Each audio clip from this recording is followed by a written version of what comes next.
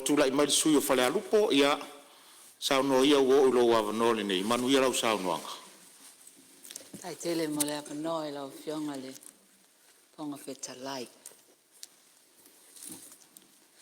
Haftai mo le ola sanga malam lama foi lau fionga le Minster. Pamalia tu fatuloa tu mota. Haftai le sanga mo le nei lau fionga le Minster fatau tu la fono nei. Tasi lea tanga luenga le malo te mai tawina lava. E le oa le a onanga. E le telefon fam salanga e maua mai ai. Ai ava ai tiutu e mtanga luenga ne. Ese le taua i le tawatina ina. Le tala o le tupe maua a le malo. E a fua mai i. A foi a le tuina mai se lai sene. E fai aini ati na e mai se la to e malanga e mai mai fa. Le ntangata anu. Ele mfai ona faawa wina ni pisinisi nei. Ta ua ia lao le sao mtanga luenga lea. O la tau fo ila tau te mata i tu wina. Nisi e fia o mai fai ni ati na. O la tau fo i restara ina company. Ma faa la putonga. Po le alava ni tu inga societe. Po alava ni faa la putonga tu te otasi. Pe faa putonga le malo. Mai tau le lei lava i lato, fato atu ina mai se lai sene. Lea lai ele le tu la fono ta ua lea nei, o ilu maa mea nei. Le bato e ani, motu ngā afa nei su ngā fono, whaftai e lava. Me mo mua le la i titi ta ua o i lato e o mai whaini pisinisi nei Samoa. Mātou nuu. Tolu lei a whale o loa waiai. O loo wha e ana ina e tangata anu o mai saina tu lo le ta ufola tu nu. Ia ne ifa atu fo in fam te langa va pe e le o le leile fainga business ne va be vela ia fa tu au le ai o fia ia o mato no ona o mo o ma me mo e nei upol.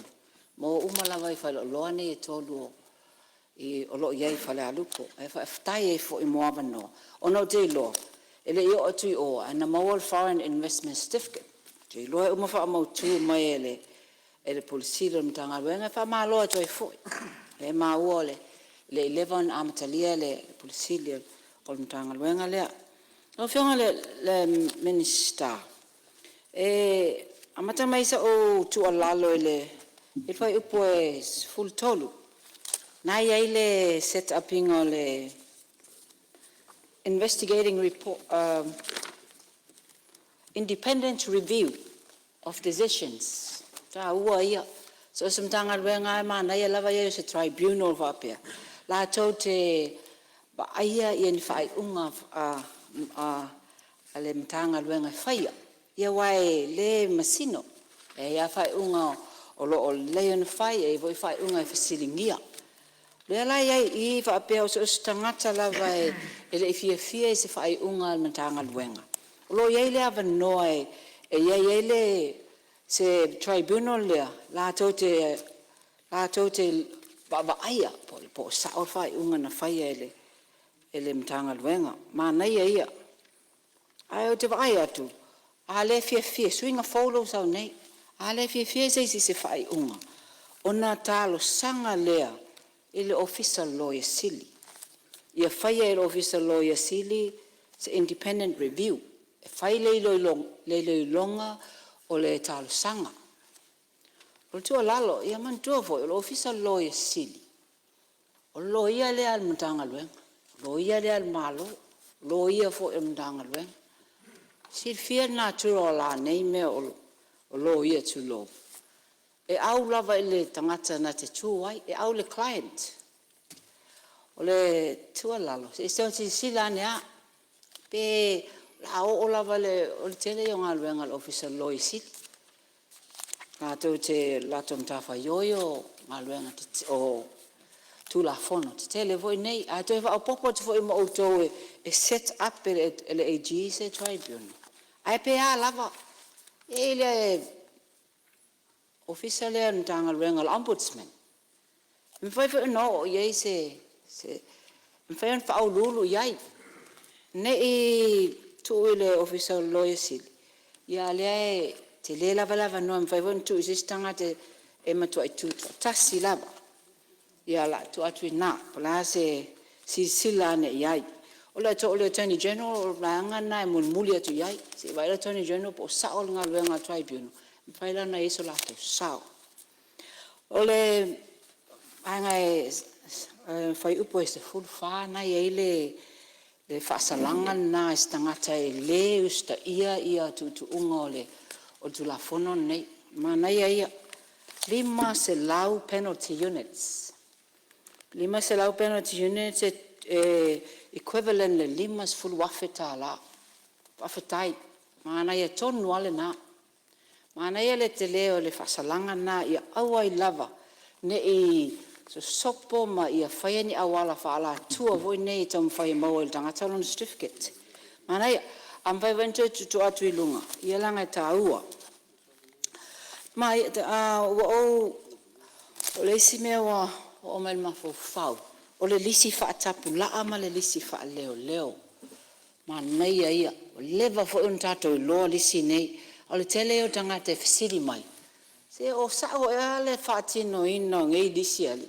Le nei ua tele o tangata mai whafo ua alu whaasolo atoa lato pisingisi. Ua alu ai ma pisingisi o lesa iai le lisi whaatapu laa. O lisi wha leo. O le tu alalo tu mtanga luenga. Aman mole ta ua lo o tau mata I tu wina. Fai o aso nai fai e toa se singa. Enforcement e ta ua tele. Fai pentoa se singa e le fa pe tau e le la mata watu. Ta ua o meo spot checks. Ina no ava ai o e moni wa e saore leia o umofino e fina ngalo sui mamalu. E a mata o le businessi falolo. E umofonga e meisi me fai tua.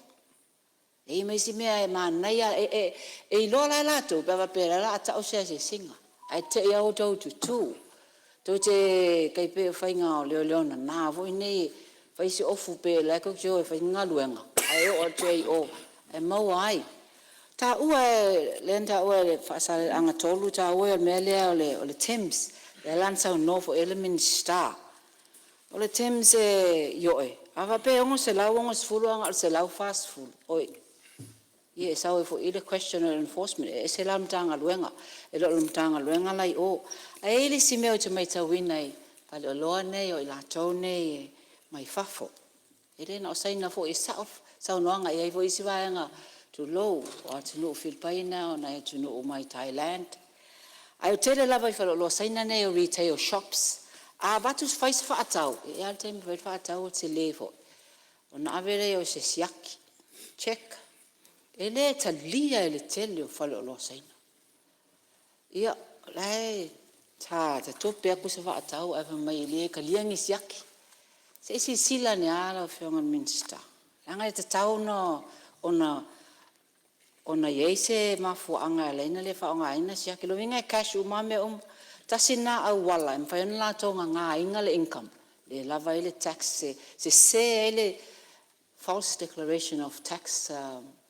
reports ia se sila ni ai o fa tunuina ai pauna ia ole inconvenient ia yang ko ku le vat fa fekaya to fa fo ile le fa tau o talus fo lo fo inge kali ai se sia ia va to fo e a nga mole a fa ingo fieina o fa tau inga le mamalo la tunu ma ia talia ai fo e fiu fa mamlama te ia ole lo fa sa mole le au fai business sainga a ngango fo mai no English no Samoan ba okay I'll go and learn Chinese and come back yeah fa to I fo be fa pena I so sani le malo la no io ole me ole na to la nei sui ta ua tele le nei tu la fono pe no fa tu ta ua tele tu mtanga luenga lea al enforcement.